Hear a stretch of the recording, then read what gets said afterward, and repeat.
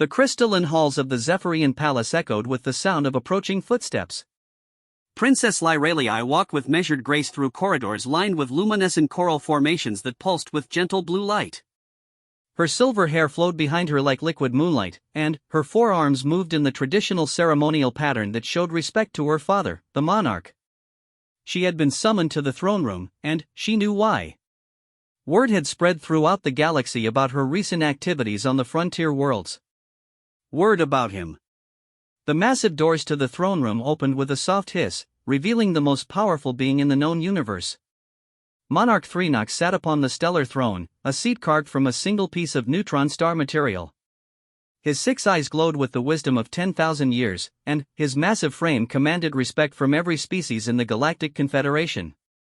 Around the throne, holographic displays showed real-time feeds from a million worlds under his rule.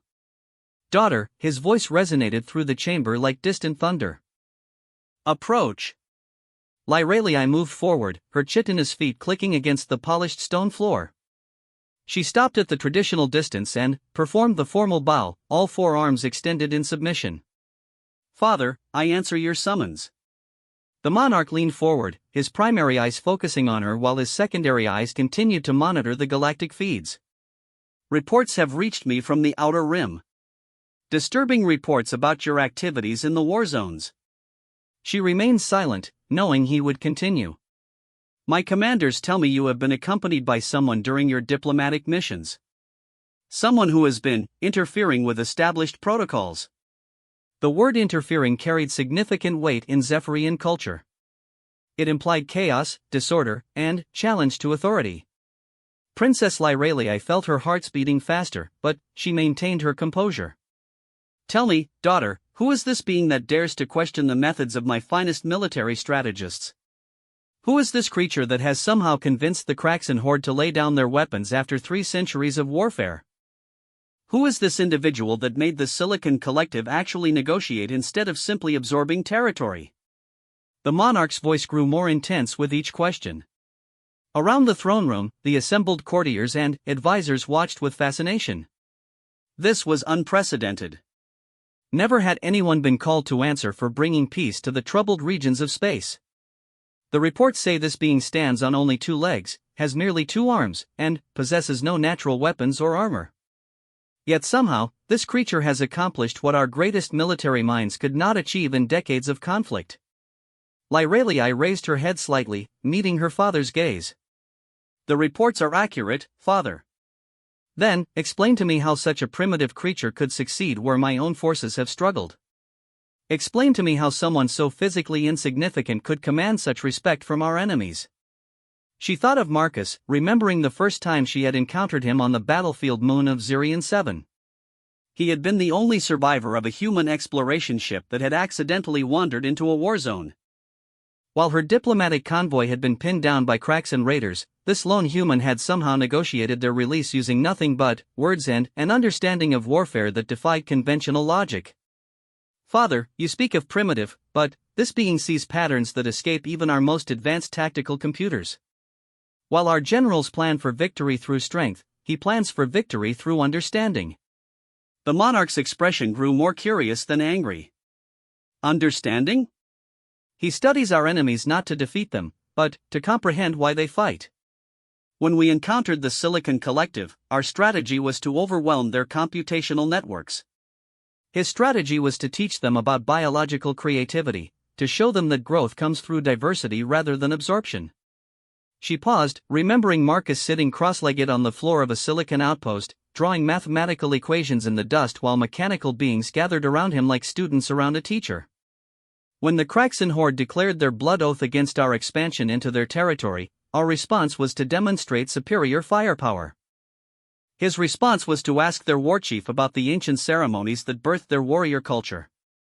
The courtiers began murmuring among themselves. This was not how warfare was conducted. This was not how diplomacy was managed. Yet the results spoke for themselves. You speak as if this being possesses wisdom beyond his years, the monarch observed. How old is this creature? By Zephyrian standards, he is barely more than a child. Perhaps 32 rotations of his home world around its star. gasps echoed through the throne room. In a culture where wisdom was measured in centuries, the idea of such a young being achieving such results was nearly incomprehensible. And what does this young creature want in return for these services? What price does he demand for bringing peace to regions that have known only war? Lyralii hesitated. This was the question she had been dreading, yet the one she knew would come. He asks for nothing, father. No territory, no titles, no treasure. He says that helping others find peace is its own reward. The silence in the throne room was profound. In a galaxy where every alliance came with a price, where every favor demanded payment, the concept of selfless service was almost alien. Nothing? The monarch's voice carried disbelief. Surely he must desire something. Position? Power? Access to our technology? He has refused every offer of advancement. When I offered him a position as a strategic advisor, he said he preferred to travel and learn about different cultures. When I offered him access to our weapons technology, he said he was more interested in our agricultural techniques. The monarch leaned back in his throne, processing this information. Around the room, advisors whispered frantically among themselves, trying to understand the implications of a being who served without expectation of reward. Where is this creature now? He is in the palace gardens, father. He says he finds the crystal and flowers fascinating and wanted to understand how they convert stellar radiation into musical frequencies. He is here? In my palace? Yes, father. I brought him with me, knowing you would want to meet him. The monarch's 6 eyes blazed with interest. Summon him. Immediately. Father, there is something else you should know. Lyralii's voice carried a note of hesitation. Something that may explain why he has been so effective in his negotiations. Speak. He is not just a random being I encountered in the war zones. Our relationship has evolved beyond professional cooperation. The monarch's expression grew more intense. Explain. Lyralii took a deep breath, knowing that her next words would change everything. Father, I have studied his species extensively. Humans form deep emotional bonds that transcend political or strategic considerations. They call it love, and it drives them to extraordinary acts of courage and sacrifice. And I have come to understand this emotion, father. And I believe he shares it. The throne room erupted in shocked murmurs. The princess, heir to the greatest empire in galactic history, was discussing emotional attachment to an alien being as if it were a matter of state importance. You speak of emotions as if they were tactical advantages, the monarch said slowly.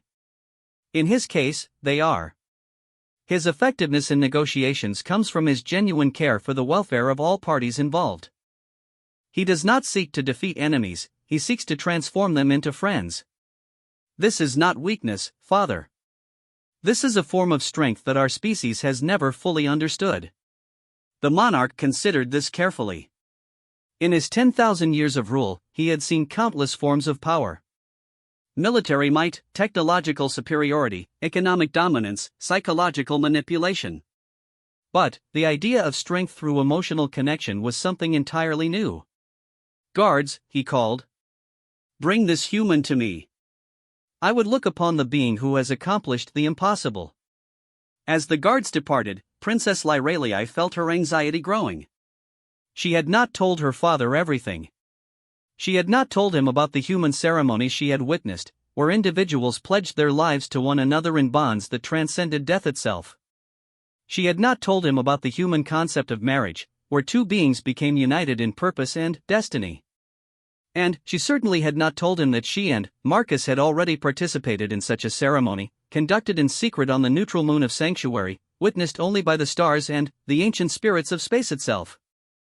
The sound of approaching footsteps echoed through the corridor outside the throne room. In moments, her father would meet the being who had captured not only her respect and admiration, but her heart. In moments, the most powerful ruler in the galaxy would come face to face with a simple human who had accomplished more through compassion than most species achieved through conquest. The massive doors began to open, and Princess Lyralii prepared herself for a conversation that would determine not only her future, but potentially the future of human-alien relations throughout the galaxy.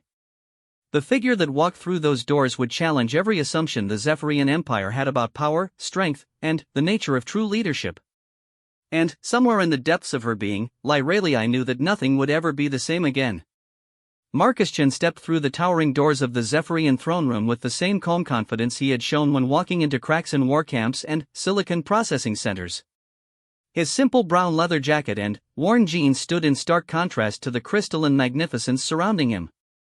In his hands, he carried a small potted plant that he had been examining in the palace gardens. The assembled courtiers stared at this unremarkable figure with a mixture of curiosity and disbelief. This was the being who had reshaped the political landscape of 3 star systems? This creature who barely reached the shoulder height of most species present? Monarch Threenox leaned forward in his stellar throne, his 6 eyes studying every detail of the approaching human. Marcus walked at a steady pace, neither hurried by the grandeur nor intimidated by the obvious power radiating from the massive ruler. When he reached the traditional stopping point, he did not perform the ceremonial bow that protocol demanded. Instead, he looked directly at the monarch and nodded respectfully, as one leader acknowledging another.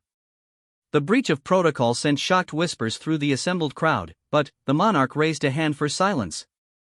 This creature's behavior was already proving interesting.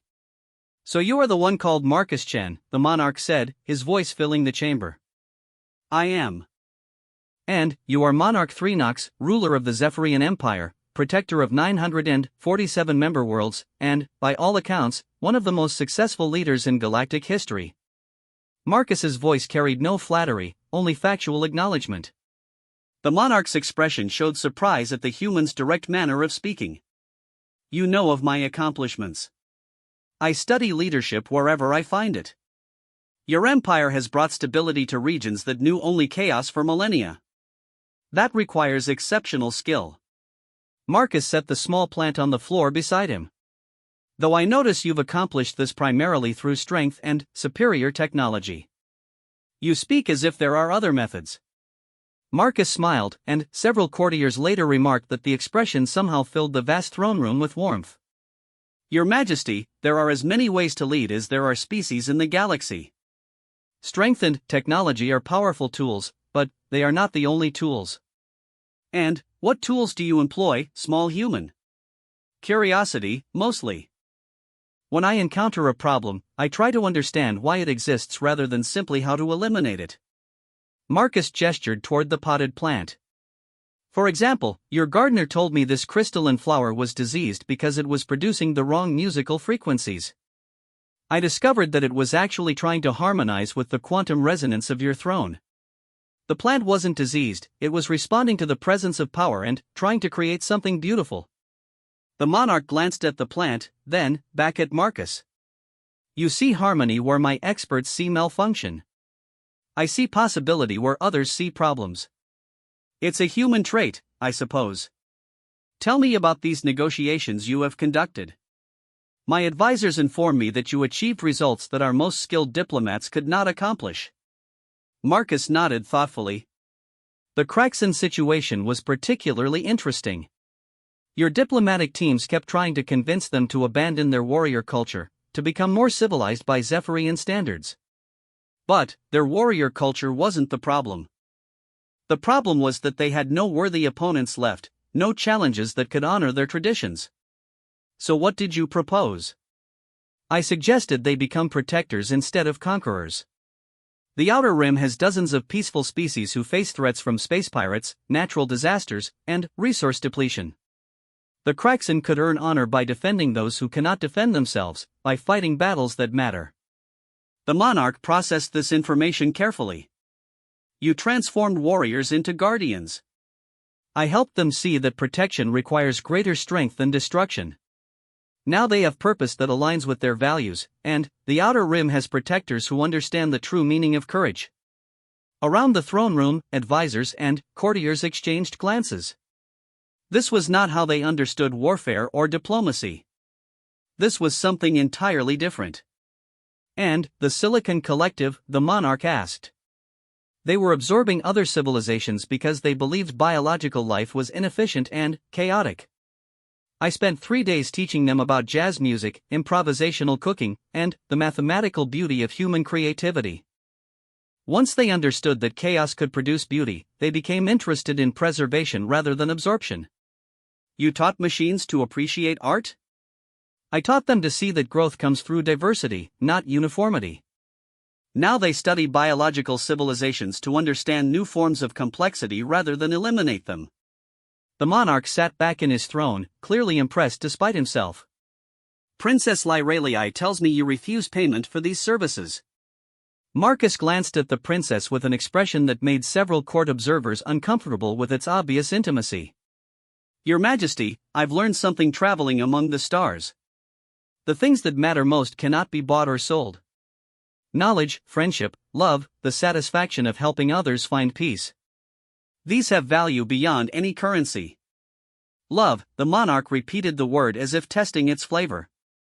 My daughter mentioned this human concept. Explain it to me. Marcus was quiet for a moment, choosing his words carefully. Love is the decision to value someone else's well-being as much as your own.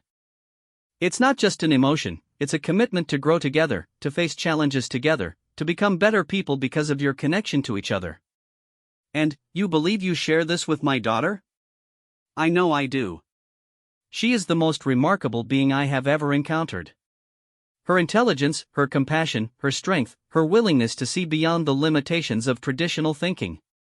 She challenges me to be better than I ever thought possible. The princess felt her heart racing as Marcus spoke. Even in this formal setting, facing the most powerful ruler in the galaxy, he spoke of their relationship with the same honest directness he brought to everything else. You realize, the monarch said slowly, that my daughter is heir to an empire that spans thousands of worlds. She is destined to rule over trillions of beings across multiple galaxies. I realize that she is capable of anything she chooses to do. If she chooses to rule, she will be an extraordinary leader. If she chooses a different path, she will excel at that as well. I support whatever makes her happy. You would not seek to influence her decisions for your own advantage? Marcus looked genuinely puzzled by the question. Your Majesty, her happiness is my advantage. Her success is my success. When you love someone, their victory becomes your victory. The monarch studied this strange creature who spoke of power in terms he had never heard before. Tell me, human Marcusjan, what do you see when you look at my empire? Marcus took a moment to consider the question seriously. I see incredible achievement. Billions of beings living in peace, trade flowing freely between worlds, knowledge being shared across vast distances. You've created something magnificent. But I also see fear. Fear that peace is fragile, that strength must be constantly demonstrated, that any sign of weakness will lead to collapse. Marcus gestured toward the holographic displays surrounding the throne. You monitor 1,000,000 worlds because you believe constant vigilance is the price of order. It is. History has proven this. Has it? Or have you created a system that depends on your constant intervention because people have never learned to solve their own problems?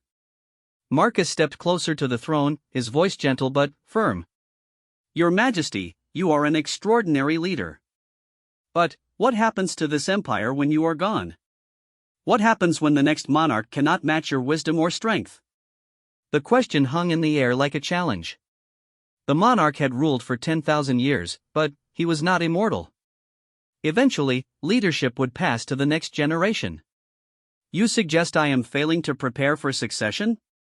I suggest you might consider teaching your subjects to value cooperation over obedience, to solve conflicts through understanding rather than authority. The peace you've created is beautiful, but it depends entirely on you. Real peace, lasting peace, comes when people choose harmony because they understand its value, not because they fear the consequences of conflict. The throne room was absolutely silent. No one had ever spoken to the monarch this way. No one had ever questioned the fundamental structure of the empire itself. And, how, the monarch asked quietly, would you suggest I begin such a transformation? Marcus smiled again, that same expression that seemed to warm the entire chamber. The same way you begin any great journey. One step at a time. Start with one world, one conflict, one group of people who are ready to try something different. Show them that cooperation creates better results than competition. Teach them to see former enemies as potential friends. You speak as if such changes are simple. Not simple. But possible. I've seen it happen. I've seen warriors become protectors, machines learn to value beauty, and enemies discover they have more in common than they thought.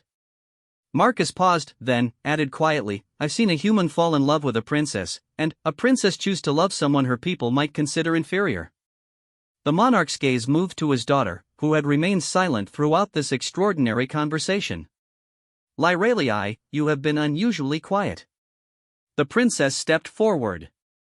Father, I have been listening to wisdom. This human sees possibilities that escape even our most advanced thinkers. He has shown me that strength comes not from power over others, but from power with others. And, you believe this creature worthy of your affection? Before she could answer, Marcus spoke. Your Majesty, worthiness isn't the question. The question is whether two people can create something together that is greater than what either could achieve alone. Your daughter has taught me about honor, duty, and the responsibility that comes with power. I hope I have taught her about the strength that comes from vulnerability, trust, and the courage to hope for something better. The monarch looked between his daughter and this remarkable human who had somehow changed the course of galactic politics simply by being himself. In 10,000 years of rule, he had never encountered anything quite like this. Guards, he said finally. Leave us. All of you, leave us. The throne room emptied quickly, leaving only the monarch, the princess, and Marcus alone in the vast crystalline chamber. The silence stretched for long moments before the monarch spoke again. Human Marcus Chen, you have given me much to consider. But, there is one question that remains unanswered. Yes, Your Majesty? My daughter speaks of you with great affection. You speak of her with obvious love. But, you have not asked my permission for what seems to be an inevitable request. Marcus and Princess Lyralii exchanged glances, and, in that moment, the monarch saw something that made his ancient heart skip a beat. He saw two beings who had already made their choice, who were simply waiting for the right moment to make it known. Your Majesty, Marcus said slowly, there is something we need to tell you. The silence that followed Marcus's words seemed to stretch across the vastness of space itself. The monarch's 6 eyes fixed upon his daughter and the human who stood beside her, and, in that moment, he understood that everything was about to change. Speak, he commanded, though his voice carried less authority and more curiosity than before. Princess Lyralii stepped forward, her forearms moving in a gesture that Marcus had learned meant complete honesty in Zephyrian culture. Father, 3 months ago, on the neutral moon of Sanctuary, Marcus and I participated in a human bonding ceremony. A bonding ceremony? Marcus nodded respectfully. In human culture, it's called marriage. Two people make a commitment to share their lives, to support each other through all challenges, to become a family. The monarch's massive frame seemed to grow even larger as he processed this information. You are telling me that you have already united your lives without my knowledge or consent? Father, Princess Lyralii said quickly, we chose a human ceremony because human customs do not require parental permission for adults to make their own choices. We intended no disrespect to you or our traditions. The monarch rose from his throne, his height making even the vast chamber seem smaller. For several moments, he paced back and forth, his footsteps echoing like distant thunder. Marcus watched calmly, while the princess felt her anxiety growing with each passing second. In 10,000 years, the monarch finally said, no member of the royal family has ever made such a decision independently. The political implications alone could destabilize our relationships with dozens of allied species. Or, Marcus said quietly, it could open new possibilities for cooperation. The monarch stopped pacing and turned to face the human. Explain. Your Majesty, consider what this union represents. A human and a Zephyrian, two species with different strengths and perspectives, choosing to work together rather than merely coexist. Other species will see that the Zephyrian Empire values partnership over domination. You presume to lecture me on political strategy? I presume to share an observation. Every successful negotiation I've conducted has been based on the same principle that brought your daughter and me together. We choose to see each other's differences as strengths rather than obstacles. The princess stepped closer to her father. Marcus is right. Together, we have accomplished things that neither of us could have achieved alone. The peace accords with the Kraxan, the cultural exchange programs with the Silicon Collective, the establishment of the Outer Rim Protection Alliance. These successes came because we combined Zephyrian strategic thinking with human creativity. The monarch studied his daughter carefully. In her voice, he heard a confidence and wisdom that had not been there before. The young princess who had left the palace months ago to conduct routine diplomatic missions had returned as a mature leader with a vision for the future. "And, what of children?" he asked suddenly. "Have you considered the biological implications of this union?" Marcus and Lyrelii exchanged glances. They had, indeed, discussed this topic extensively. "Human and Zephyrian biology are not compatible for natural reproduction," Marcus said.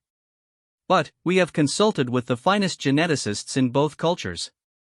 It may be possible to create offspring through advanced medical techniques." "And, if it is not?" Princess Lyrelii answered this time. "Then, we will find other ways to build a family.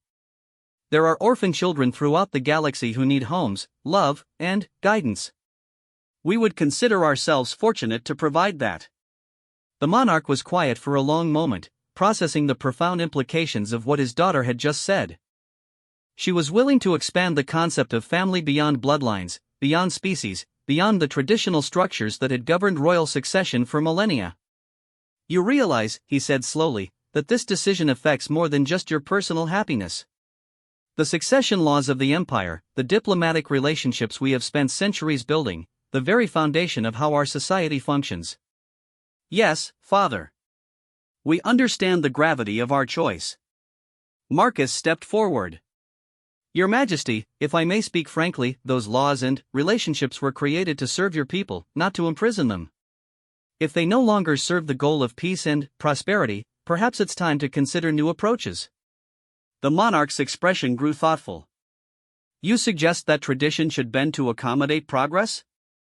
"I suggest that the best traditions grow and adapt while maintaining their core values. Zephyrian culture values honor, wisdom, and the protection of those under your care. Our union serves all of those values." "How so?" Princess Lyrelii answered. "Father, through Marcus, I have learned new ways to protect our people. Not just through military strength, but through understanding and cooperation.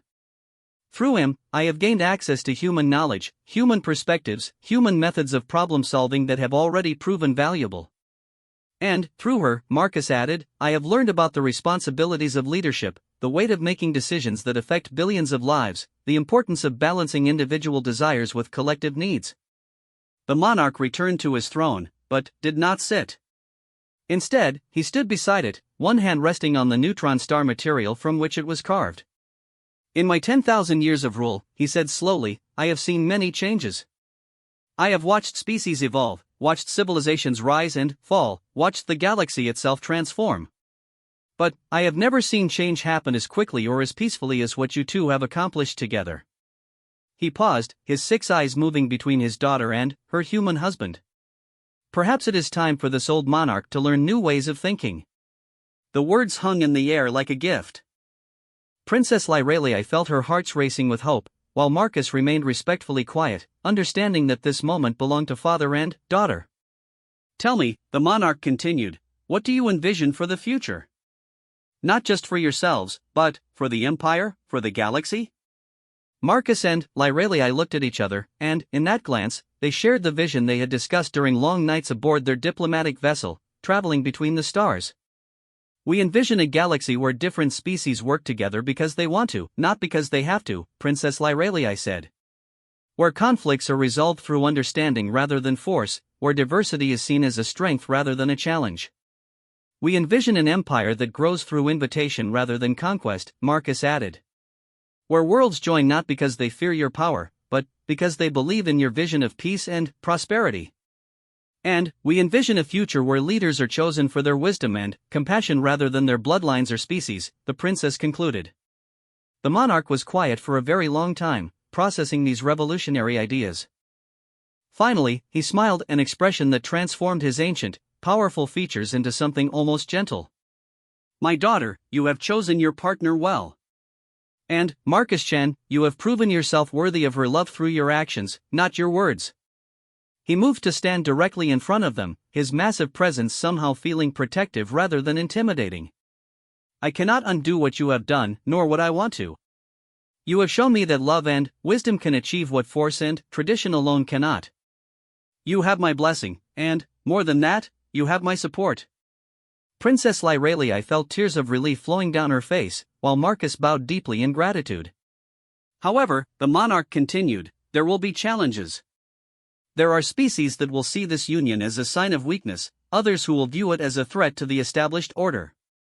Are you prepared to face such opposition together? We are, Father. We've already begun to see some of those challenges, and we've learned that facing them together makes us stronger, not weaker. The monarch nodded slowly. Then, we must be strategic about how we present this to the galaxy. We will announce your marriage not as a personal choice, but as a new form of diplomatic alliance. We will show other species that cooperation between different cultures leads to unprecedented success. Marcus smiled at the old ruler's political acumen. A demonstration rather than just a declaration. Precisely. And you, young human, will have an official position within the empire. I name you Ambassador of Cultural Integration, with full authority to establish programs for interspecies cooperation and understanding. The title was impressive, but Marcus understood its real significance. The monarch was giving him legitimacy in the eyes of the galactic community, making him more than just the princess's husband. And, Lyralii, the monarch turned to his daughter, you will retain your position as heir, but with expanded responsibilities. You will oversee the transformation of our diplomatic corps, teaching them these new methods you have learned. Father, are you certain? Such changes will face resistance from traditionalists throughout the empire. The monarch's expression grew determined. Let them resist. Change is never easy, but it is necessary. You have shown me that there are better ways to build peace than the ones I have used. It would be foolish of me to ignore such wisdom simply because it comes from unexpected sources. He moved to the holographic displays surrounding his throne, manipulating them to show real-time feeds from the former conflict zones where Marcus and Lyralii had worked their diplomatic magic. Look at these worlds, he said. The Kraxan systems are more peaceful than they have been in centuries. The Silicon Collective is actively protecting biological worlds rather than absorbing them. Trade routes that were impossible to maintain due to constant warfare are now flourishing. The images showed thriving worlds, happy populations, and unprecedented cooperation between species that had been enemies for generations. These results speak louder than any tradition or law. You have proven that love, this human emotion you both speak of, can be a force for positive change on a galactic scale. Marcus looked at the displays with wonder. Seeing the long-term effects of their work presented this way gave him a new understanding of what they had accomplished together. There is one more thing, the monarch said, turning back to them. I want to understand this love you speak of. I want to learn about human customs, human values, human ways of thinking. If my empire is to benefit from such knowledge, I must understand it myself. Princess Lyralii's expression filled with joy. Father, nothing would make us happier than to share what we've learned with you. Then, it is settled. Marcus Chan, husband to my daughter, ambassador of cultural integration, teacher of new diplomatic methods, welcome to the Zephyrian Empire. May your wisdom guide us toward a future none of us could achieve alone. The old monarch extended his hand in the human gesture of greeting that Marcus had taught his daughter. As they shook hands, the symbolic meeting of two very different forms of strength, Marcus understood that this was just the beginning. The galaxy was about to learn what humans had always known, that the greatest victories come not from defeating your enemies, but from turning them into friends. And, at the center of this transformation would be a love story that proved the best partnerships are built not on similarity, but on the courage to embrace differences and grow stronger together. In the years that followed, the Zephyrian Empire would become known not for its military might, but for its unprecedented success in fostering peace through understanding. And, at the heart of this transformation would always be the day when a monarch questioned his daughter about a strange human, and learned that sometimes the most important wisdom comes from the most unexpected sources. The crystalline flowers in the palace garden would bloom with new frequencies, harmonizing not just with the power of the throne, but, with the love that had transformed an empire and promised to transform a galaxy.